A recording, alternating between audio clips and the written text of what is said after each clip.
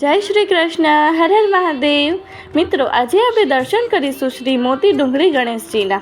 મોતી ડુંગરી ગણેશ મંદિર રાજસ્થાનના જયપુરનું પ્રસિદ્ધ મંદિર ગણવામાં આવે છે. આ ભગવાન ગણેશજીને સમર્પિત એક ખાસ મંદિર છે.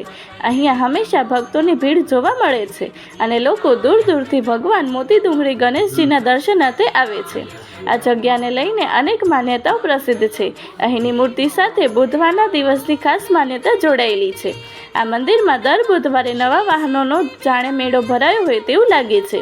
એવું માનવામાં આવે છે કે નવા વાહનોની પૂજા મોતી ડુંગરી ગણેશ મંદિરમાં કરવામાં આવે તો વાહન શુભ ફળ આપે છે. લોકોની આ આસ્થાને લીધે જ આ મંદિર પ્રસિદ્ધ બન્યું છે. અહીંયા સ્થાપિત કરવામાં આવેલી મૂર્તિ હજારો વર્ષ જૂની માનવામાં આવે છે.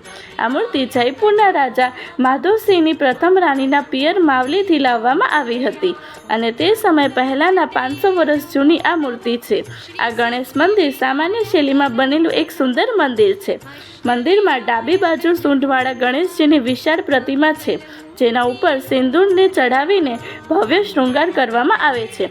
મિત્રો, તમે મોતી ડુંગરી ગણેશજીના દર્શન કરી મારી ચેનલ નિશી નોલેજને લાઇક, શેર અને સબસ્ક્રાઈબ કરવાનું ભૂલશો નહીં. હર હર મહાદેવ.